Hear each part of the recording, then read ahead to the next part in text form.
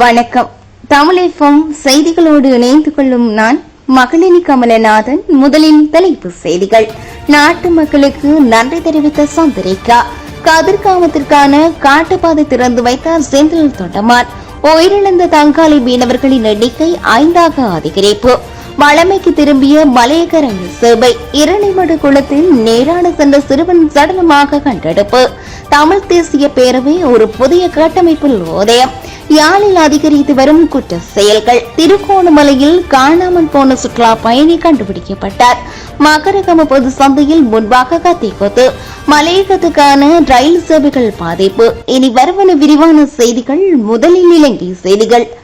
நேற்றைய தினம் தனது 80வது பிறந்த நாளை கொண்டாடிய முன்னாள் ஜனாதிபதி சந்திரிகா பண்டாரநாயக்க குமாரதுங்க தன்னை நினைவில் வைத்து வாழ்த்து தெரிவித்தமைக்காக நாட்டு மக்களுக்கு நன்றியை தெரிவித்துள்ளார். இதுகுறித்து அவர் மேலும் தெரிவித்துள்ளதாவது: இன்று நான் இந்த பூமியில் 79 ஆண்டுகளை கடந்து 80வது வருடத்துக்குள் நுழைகின்றேன். நான் எனது நாட்டிற்காகவும் நாட்டு மக்களின் வளர்ச்சிக்காகவும் பல்வேறு விடயங்களை செய்துள்ளேன்.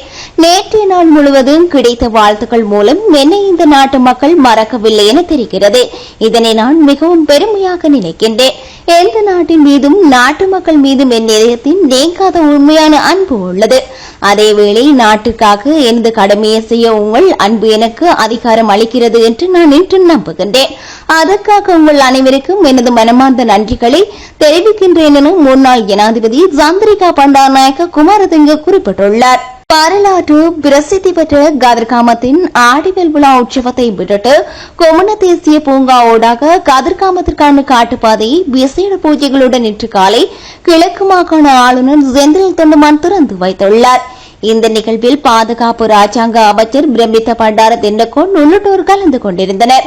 குறித்த காட்டு பாதையில் பாத யாத்திரிகர்களுக்காக மருத்துவம், நீர் வளங்கள், தங்குமிடம் மற்றும் சுகாதார வசதிகள் ஏற்பாடு செய்யப்பட்டுள்ளமை குறிப்பிடத்தக்கது. கடலில் மிதந்து வந்து போத்தலில் இருந்த திரவத்தை மதுபானம் என கருதி அருந்திய சம்பவத்தில் உயிரிழந்தவர்களின் எண்ணிக்கை 5ஆக அதிகரித்துள்ளதுடன் மேலும் ஒருவர் ஆபத்தான நிலையில் உள்ளதாக இலங்கை கடற்படை தெரிவித்துள்ளது. இதேவேளை மிகவும் மோசமாக பாதிக்கப்பட்ட மேலும் 2 மீனவர்களும் சிங்கப்பூர் வணிக கப்பலில் ஏற்றிச் செல்லப்பட்டு அவசர சிகிச்சை அளிக்கப்பட்டு வருவதாக கடற்படை பேச்சாளர் தெரிவித்துள்ளார். தகவல் தொடர்பு சாதனங்கள் மூலம் அவசர முதலுதவிக்கான வழிமுறைகளை மருத்துவ குழுக்கள் வழங்கியுள்ளதாகவும் ஆழ்கடல் பகுதியில் உள்ளதால் அவர்களை மீட்க மற்றொரு கப்பலை கடலுக்கு அனுப்ப போதிய கால அவகாசம் இல்லை என்றும் அவர் கூறியுள்ளார். அவர்களை அருகில் உள்ள கப்பலில் ஏற்றி கரைக்கு கொண்டு வர முயற்சிகள் மேற்கொள்ளப்பட்டு வருவதாகவும் கடத்தொழில் மற்றும் நேரியல் வளங்கள் திணைக்களத்தின் பணிப்பாளர் நாயகம் குறிப்பிட்டுள்ளார். படகு இலங்கை கடற்பரப்பிலிருந்து 320 கடல் மைல் தொலைவில் இருந்தபோது இந்த சம்பவம் இடம்பெற்றுள்ளதாகவும் தெரிவிக்கப்படுகிறது. இரவு நேர அஞ்சல் ரயில் தடம் புரண்டதால் பாதிக்கப்பட்டிருந்த மலையகத்துக்கான ரயில் சேவைகள் மீண்டும் வளமைக்கு திரும்பியுள்ளதாக ரயில்வே திணைக்களம் அறிவித்துள்ளது. பதுளையில் இருந்து கொழும்பு கோட்டை நோக்கி பயணித்த இரவு நேர அஞ்சல் ரயில் தடம் புரண்டமையினால் இன்று அதிகாலை முதல் மலையகத்துக்கான ரயில் சேவைகள் பாதிக்கப்பட்டிருந்தமை குறிப்பிடத்தக்கது. கிளிநொச்சி இரணைமடு குளத்தில் நேற்றைய தினம் நீராட சென்ற 14 வயது சிறுவன் காணாமல் போன நிலையில் இன்று சடலமாக மீட்கப்பட்டுள்ளார். முருகொண்டி வந்தநகர் பகுதியைச் சேர்ந்த செல்வரத்தினம் ரிஷாந்த் என்ற சிறுவனை இவ்வாறு சடலமாக கண்டுபிடிக்கப்பட்டுள்ளார். குறித்த சிறுவன் நீராடுவதற்காக தனது சகோதரன் மற்றும் 2 நண்பர்களுடன் சென்றுள்ள நிலையில் எதிர்பாராத விதமாக நீரில் மூழ்கியுள்ளார். இந்நிலையில் குறித்த சிறுவனை தேடும் பணியில் 2 மீனவர்களும் பிரதேச மக்களும் தீவிரமாக ஈடுபட்டிருந்த நிலையில் இன்று சடலமாக மீட்கப்பட்டுள்ளார். சம்பவம் தொடர்பில் மாங்குள போலீசார் மேலதிக விசாரணைகளை மேற்கொண்டு வருகின்றனர். யாழ்ப்பாணத்தில் குற்ற செயல்களுடன் ஈடுபடுகின்றவர்கள் சுதந்திரமாக நடமாடுவதாகவும் அதனை கட்டுப்படுத்தாமல் போலீஸ் உள்ளிட்ட பாதுகாப்பு தரப்பினர் அசம்பந்தமான போக்குடன் செயற்படுவதாகவும் நாடாளுமன்ற உறுப்பினர் சிவஞானம் சிறிதரன் குற்றம் சுமத்தியுள்ளார். கொடிகாமத்தில் நேற்று இடம்பெற்ற ஊடகவியலாளர் சந்திப்பிலே அவர் இவ்வாறு தெரிவித்துள்ளார். யாழ்ப்பாணம் இந்து கல்லூரிக்கு அருகில் உள்ள எனது இல்லத்துக்கு முன்பாக 4 மோட்டார் சைக்கிளில் இனம் தெரியாத 9 பேர் முகத்தை மோட்டார் சைக்கிளின் இலக்க தகடையும் கருப்பு துணிகளால் மறைத்தவாறு வாள்களில் சுழற்றிக் கொண்டு செல்வது எனது வீட்டின் கண்காணிப்பு கேமராவின் மூலம் அவதானிக்கப்பட்டு வெளிப்படுத்தப்பட்டுள்ளது. யாழ்ப்பாணத்தில் நடக்கும் பல குற்ற செயல்களுக்கு பின்னால் இராணுவ கடற்படை, விமானப்படை, போலீசார், உளவு பிரிவு பின்னணியில் இருப்பது வெளிப்படுத்தப்படுகிறது. யுத்த காலத்தில் இராணுவத்தினரும் இராணுவ புலனாய்வு பிரிவினரும் மோட்டார் சைக்கிள்களில் கருப்பு துணிகளை கட்டியவாறு வந்து துப்பாக்கிச் சூட்டில் ஈடுபட்டிருந்தனர். அதே பாணியில் உள்ளோர் மோட்டார் சைக்கிள்களை பயன்படுத்தி இராணுவத்தினரோ, கடற்படையினரோ, விமானப்படையினரோ, போலீசாரோ அல்லது உளவு பிரிவினரோ இந்த நடவடிக்கையில் ஈடுபட்டிருப்பார்களோ என்ற சந்தேகம் எமக்கு எழுகின்றது. யாழ்ப்பாணத்தில் உள்ள இளைஞர்கள் செய்வதாகவும் குழுக்கள் செய்வதாகவும் காட்டிக்கொண்டு அவர்களை கைது செய்யாமல் நடவடிக்கை எடுக்காமலும் விட்டு யாழ்ப்பாணத்தை அச்ச சூழலுக்குள் வைத்திருக்க உட்படுகின்றனர். யாழ்ப்பாணம் தற்போது மிகவும் பயங்கரமான சூழலில் உள்ளது. எனது வீட்டின் முன்பாக ஆயுதங்களுடன் நடமாடியமை தொடர்பாக நாளை மறுதினம் சபாநாயகருக்கு எழுத்து மூலம் அறிவித்து உரிய தரப்புகளுக்கு விரைவில் தெரியப்படுத்துவேன். இதற்குரிய நடவடிக்கை எடுக்க அரசாங்கம் தயங்கினால் யாழ்ப்பாணம் மிகவும் மோசமான நிலையில் செல்லும் என்று நாடாளுமன்ற உறுப்பினர் சிவஞானம் ஸ்ரீதரன் தெரிவித்துள்ளார். பதில் சட்டமா அதிபராக பரிந்த ரணசிங்க நாளை பதவி பிரமாணம் செய்து கொள்ள உள்ளார். சட்டமா அதிபர் சஞ்சராய ரத்தினத்தின் சேவை நீடிப்புக்கு ஜனாதிபதி வழங்கிய பரிந்துரையை அரசியலமைப்பு பேரவை நிராகரித்த நிலையில் பதில் சட்டமா அதிபராக பரிந்த ரணசிங்க நியமிக்கப்பட்டுள்ளார் என்பது குறிப்பிடத்தக்கது.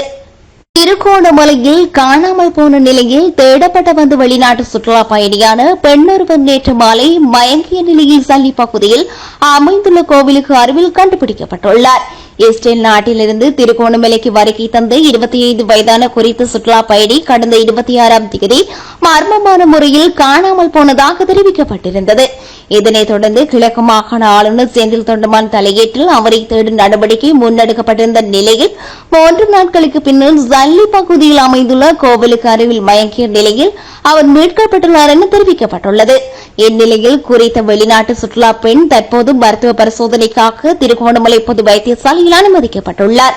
மருத்துவ பரிசோதனையின் பின்னர் அவரை இஸ்ரேல் தூதரகத்தில் ஒப்படைக்குமாறு ஆளுநர் கிழக்கு மாகாண சுற்றுலா பயணிகளுக்கு பணிப்புரை விடுக்கப்பட்டுள்ளதாக தெரிவிக்கப்பட்டுள்ளது. மகரகம பொது சந்தைக்கு முன்பாக கத்திக்குத்து சம்பவம் ஒன்று இடம்பெற்றுள்ளது. இக்கத்திக்குத்து சம்பவத்தில் படுகாயமடைந்த நபர் களப்போவுல வைத்தியசாலையில் அனுமதிக்கப்பட்டுள்ள நிலையில் தாக்குதலை மேற்கொண்ட நபரை போலீஸ் விசேட அதிரடிப்படையினர் கைது செய்துள்ளனர். இதேவேளை கைது செய்யப்பட்ட நபரிடமிருந்து சில போதை மாத்திரைகள் மற்றும் கூறிய ஆயுதங்கள் என்பன கைப்பற்றப்பட்டுள்ளதாக தெரிவிக்கப்பட்டுள்ளது. தாக்குதலை மேற்கொண்டவர் மகரகாம பிரதேசத்தை சேர்ந்த 40 வயதுடைய எனவும் தெரிவிக்கப்பட்டுள்ளது. இந்நிலையில் இதுகுறித்து மேலதிக விசாரணைகளை மகரகாம போலீசார் முன்னெடுத்து வருகின்றனர்.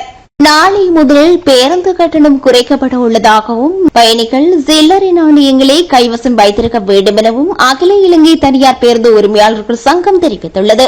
வருடாந்த பேருந்து கட்டண திருத்தம் தொடர்பாக கொழும்பில் கடந்த 28ஆம் தேதி இடம்பெற்ற கலந்துரையாடலின் போது இந்த தீர்மானம் எட்டப்பட்டுள்ளது. இதேவேளை அரசாங்கம் உறுதியளித்ததைப் போன்று இன்று நள்ளிரவு முதல் டீசல் விலை குறைக்கப்படுமாயின் பேருந்து கட்டணத்தை குறைக்க முடியும் என அகில இலங்கை தனியார் பேருந்து உரிமையாளர் சங்கம் இன்று அறிவித்துள்ளது. இதுகுறித்து அகில இலங்கை தனியார் பேருந்து உரிமையாளர் சங்கத்தின் செயலாளர் அஞ்சன பிரியரஞ்சித் கருத்து தெரிவிக்கையில், தேசிய பேருந்து கட்டண கொள்கையின் பிரகாரம் இதனை நாம் நடைமுறைப்படுத்துகின்றோம். பேருந்து கட்டணம் 5.27% குறைக்கப்படும். இதன் காரணமாக நாளை தொடக்கம் குறைந்தபட்ச பேருந்து கட்டணம் 30 ரூபாவில் இருந்து 28 ரூபாவாக மாறியுள்ளது. எனவே மக்களிடம் நாங்கள் ஒரு சிறப்பு வேண்டுகோள் ஒன்றினை முன்வைக்கின்றோம். இன்று நள்ளிரவு முதல் அரசு தரப்பு கூறும் விதத்தில் டீசல் விலை குறையுமாயின் பேருந்து கட்டணமும் குறையும். பேருந்து கட்டணம் குறைக்கப்படுகின்ற பலாபலனை 100% பயணிகள் பெற வேண்டுமானால் அவர்கள் சில்லறை பணத்தை கொண்டு வர வேண்டும். இல்லையில் 30 ரூபாய் இருந்து பேருந்து கட்டணம் 28 ரூபாய்க்கு மாற்றப்பட்டாலும் பிரச்சனைகள் தோற்றும். பின்னர் இந்த 2 ரூபாய் பிரச்சனை இருக்கும். மேலும் ஒவ்வொரு கட்டணத்திலும் இந்த 2, 3 மற்றும் 5 ரூபாய் போன்ற நாணயங்கள் மாற்றுவதில் சிக்கல்கள் ஏற்படும் சாத்தியம் உள்ளது என்று அவர் தெரிவித்துள்ளார். கிளிநொச்சி மாவட்டத்தில் வலைந்து காணாமல் ஆக்கப்பட்டோரின் உறவுகள் கவனஈர்ப்பு போராட்டம் ஒன்றினை முன்னெடுத்துள்ளனர். குறித்த போராட்டமானது இன்று கிளிநொச்சி மாவட்டத்தில் வலைந்து காணாமல் ஆக்கப்பட்டோரின் சங்க அலுவலகம் முன்பாக ஏ வீதியில் காலை 10 மணி முதல் அரை மணி தியாலங்கள் வரை முன்னெடுக்கப்பட்டுள்ளன. இதன்போது சர்வதேச நீதி வேண்டும் என்ற கோஷங்களை எழுப்பியவாறு தமது காணாமல் ஆக்கப்பட்ட பிள்ளைகளின் படங்களை தாங்கியவாறு போராட்டத்தில் ஈடுபட்டுள்ளனர். தமது காணாமல் ஆக்கப்பட்ட பிள்ளைகளுக்கு சர்வதேச நீதி தேவை என்றும் பொது வேட்பாளராக சரியான ஒருவரை நியமித்தால் தாம் பூரண ஆதரவு வழங்குவதாகவும் வடக்கு கிழக்கு காணாமல் ஆக்கப்பட்டோரின் உறவுகள் சங்க தலைவி யோ கனகரஞ்சினி தெரிவித்துள்ளார். நாடாளுமன்ற அமர்வுகளை புறக்கணிப்பதற்கு எதிர்க்கட்சி திட்டமிட்டுள்ளதாக தெரிவிக்கப்பட்டுள்ளது. எதிர்வரும் 2 மற்றும் 3ஆம் தேதிகளில் கடன் மறுசீரமைப்பு தொடர்பில் நாடாளுமன்றத்தில் விவாதம் நடத்தப்பட உள்ளது.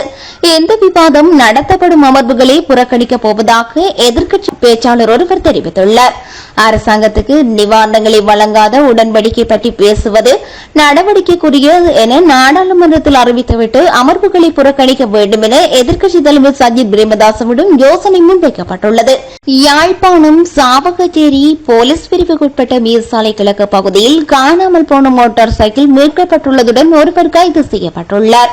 சாவகச்சேரி போலீஸ் பிரிவுக்குட்பட்ட மேசாலை கிழக்கு பகுதியில் உள்ள வீடு ஒன்றில் நிறுத்தி வைக்கப்பட்டிருந்த மோட்டார் சைக்கிள் ஒன்று காணாமல் போயுள்ளது. இதையடுத்து சம்பவம் தொடர்பில் சாவகச்சேரி போலீசாருக்கு முறைப்பாடு வழங்கப்பட்டுள்ளது. இந்நிலையில் விரைந்து செயற்பட்ட சாவகச்சேரி போலீஸ் விசேட குற்றத்தடுப்பு பிரிவினர் மோட்டார் சைக்கிள் காணாமல் போன பகுதியிலிருந்து சுமார் 2 கிலோமீட்டர் தொலைவில் உள்ள அல்லாறு என்ற இடத்திலிருந்து மோட்டார் சைக்கிள்கள் மீட்கப்பட்டுள்ளன. அத்துடன் மோட்டார் சைக்கிளை திருடிய சந்தேக நபரை கைது செய்துள்ளனர். மேலும் சந்தேக நபரை நேற்றைய தினம் அவரை சாவகச்சேரி நீதிமன்றத்தில் முற்படுத்திய வேளை 14 நாட்களுக்கு விளக்கமறியல் வைக்குமாறு நீதவான் உத்தரவிட்டுள்ளார். விடுதலை புலிகள் அமைப்புக்கு ஆயுதம் வழங்கப்பட்டமை குறித்து ராஜாங்க அமைச்சர் பிள்ளையான் வெளியிட்டுள்ள கருத்துக்கள் தொடர்பில் விசாரணை மேற்கொள்ளப்பட வேண்டும் என பொதுஜன பெரமுனவின் தேசிய அமைப்பாளரும் நாடாளுமன்ற உறுப்பினருமான நாமல் ராஜபக்ச தெரிவித்துள்ளார். கிரிபத்கொடவில் இடம்பெற்ற கட்சி மாநாட்டின் போது அவர் மேற்கொண்டவாறு குறிப்பிட்டுள்ளார். இதன்போது கருத்து வெளியிட்ட நாடாளுமன்ற உறுப்பினர் நாமல் ராஜபக்ச ராஜாங்க அமைச்சர் சிவனேசத்துறை சந்திரகாந்தன் எனப்படும் வெள்ளையான் கூறிய போன்று எந்தவொரு அரசியல் கட்சியும் தமிழக விடுதலை புலிகளுக்கு ஆயுதம் வழங்கியிருந்தால் அது தொடர்பில் முறையான விசாரணை நடத்தப்பட வேண்டும் என தெரிவித்துள்ளார். மேலும் இந்த நிகழ்வில் அமைச்சர் பிரஷன ரணதுங்க நாடாளுமன்ற உறுப்பினர் பிரஷன ரணவீரம் மற்றும் கட்சி உறுப்பினர்கள் பலரும் கலந்து கொண்டிருந்தமை குறிப்பிடத்தக்கது. சிறு சதவீதத்தால் எரிபொருள் விலை குறைக்கப்படுமாயின் நாம் பஸ் கட்டணத்தை குறைப்பதற்கு தயாரில்லை என தனியார் பஸ் உரிமையாளர் சங்கத்தின் தலைவர் கமனு விஜயரத்ன தெரிவித்துள்ளார். எரிபொருள் விலைகளின் திருத்தங்களை மேற்கொள்வதற்கான தீர்மானங்கள் இன்று இரவு இடம்பெறும் என மின்சக்தி மற்றும் எரிசக்தி அமைச்சு அறிவித்துள்ளது. இந்நிலையில் இதுகுறித்து கருத்து தெரிவித்த போதே அவர் இவ்வாறு தெரிவித்துள்ளார். எரிபொருள் விலையில் இன்று மாற்றம் ஏற்படும் என எதிர்பார்க்கப்படுகிறது. ஜூலை 1ஆம் தேதி முதல் அமல்படுத்தப்படும் பஸ் கட்டண விவரங்கள் குறித்து தேசிய போக்குவரத்து ஆணைக்குழு ஒன்று அறிவித்திருக்க வேண்டும். எனினும் போக்குவரத்து துறையினருக்கு இதுவரையில் எவ்வித அறிவித்தலும் வழங்கப்படவில்லை. என்று எரிபொருள் விலை குறைக்கப்படுமாயின் அதன் பயன்பாட்டை பொதுமக்களுக்கு பெற்றுக் கொடுக்க எதிர்பார்த்துள்ளோம். எவ்வாறாயினும் எரிபொருள் விலை போதிய அளவு குறைக்கப்பட வேண்டும். அவ்வாறு குறைந்தால்தான் நம்மால் பஸ் கட்டணத்தை போதிய அளவு குறைக்க முடியும். 2 ரூபாவினால் குறைப்பதால் அதனை பலன் மக்களுக்கு சென்றடையாது. குறிப்பாக சிறு சதவீதத்தால் எரிபொருள் விலை குறைக்கப்படுமாயின் நாம் பஸ் கட்டணம் குறைப்பதற்கு தயாரில்லை என அவர் தெரிவித்துள்ளார். இனி வருவது இந்திய செய்திகள். 20 ஓவர் உலகக்கிண்ண கிரிக்கெட் தொடரில் இறுதிப் போட்டியில் தென்னாப்பிரிக்காவினை வீழ்த்தி 17 வருடங்களுக்கு பின்னர் இந்திய அணி கிண்ணத்தை சுவீகரித்துள்ளது. இந்நிலையில் போட்டியில் வெற்றி பெற்ற பின்னர் செய்தியாளர் சந்திப்பில் பேசிய ரோஹித் சர்மா இதுவே தனது இறுதிப் போட்டி எனவும் ஓய்வு பெற இதனை விட மிக சிறந்த தருணம் இல்லை எனவும் தெரிவித்துள்ளார். அத்துடன் கோப்பையை வெல்ல வேண்டும் என தாம் விரும்பியதாகவும் அது நடந்துவிட்டது எனவும் இதனால் தான் பெரும் மகிழ்ச்சி அடைந்திருப்பதாகவும் தெரிவித்துள்ளார். இதேவேளை விராட் கோலி ஓய்வு முடிவை அறிவித்த சில மணி நேரத்திலே ரோஹித் சர்மாவும் ஓய்வு முடிவு பற்றி அறிவித்துள்ளமை ரசிகர்கள் மத்தியில் பெரும் அதிர்ச்சியை ஏற்படுத்தியுள்ளது. கள்ளக்குறிச்சி கள்ளச்சாராய உயிர் பலியை அடுத்து அதனை தடுக்கும் வகையில் கள்ளச்சாராயம் விற்பனையில் ஈடுபடுபவர்களுக்கு எதிரான தண்டனைகளை கடுமையாக்கும் வகையில் சட்டத்திருத்த மசோதா தமிழ்நாட்டு சட்டப்பேரவையில் தாக்கல் செய்யப்பட்டுள்ளது. மேற்கு வங்க முதலமைச்சர் மம்தா பானர்ஜி தன்னை சீண்டவோ பயமுறுத்தவோ முடியாது என அம்மாநில ஆளுநர் ஆனந்த போஸ் தெரிவித்துள்ளார்.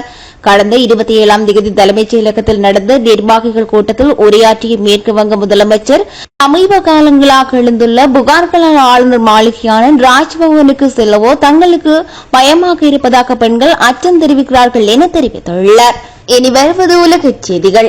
நைஜீரியாவின் போர்னோ மாநிலத்தில் குவோசா நகரில் நேற்றைய தினம் அடுத்தடுத்து 3 இடங்களில் இடம்பெற்ற குண்டுவெடிப்பில் குழந்தைகள் உட்பட 18 பேர் உயிரிழந்துள்ளனர். திருமண நிகழ்ச்சி, மருத்துவமனை மற்றும் இறுதிச் சடங்கு என 3 இடங்களிலே இக்குண்டுவெடிப்பு இடம்பெற்றுள்ளது. இதேவேளை இக்குண்டுவெடிப்பில் சிக்கி 48 பேர் படுகாயமடைந்துள்ளனர் எனவும் அவர்களில் பலரது நிலை கவலைக்கிடமாக இருப்பதால் பலி எண்ணிக்கை அதிகரிக்கக்கூடும் எனவும் அஞ்சப்படுகிறது. இந்நிலையில் குறித்த பகுதிகளில் பாதுகாப்பு பலப்படுத்தப்பட்டுள்ளதாகவும் இதுகுறித்து தீவிர விசாரணைகளும் முன்னெடுக்கப்பட்டு வருவதாகவும் தெரிவிக்கப்பட்டுள்ளது. ஈரானில் ஜனாதிபதி தேர்தல் நடைபெற்று நிறைவடைந்துள்ள நிலையில் எந்தவொரு வேட்பாளரும் பெரும்பான்மையை பெறாதமையினால் ஜனாதிபதி தேர்தல் 2ஆம் கட்டத்துக்கு செல்லும் என அறிவிக்கப்பட்டுள்ளது.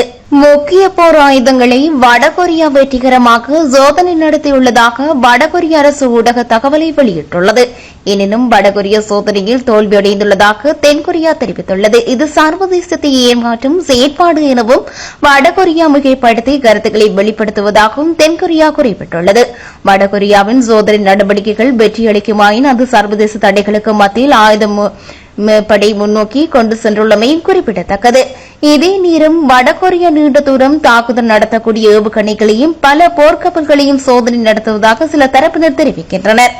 இத்துடன் செய்திகள் இனிதே நிறைவு பெறுகின்றன. நேர்கள் இதுவரை இணைந்திருந்தது தமிழ் எஃப்எம்மின் பிரதான செய்தி அறிக்கையோடு.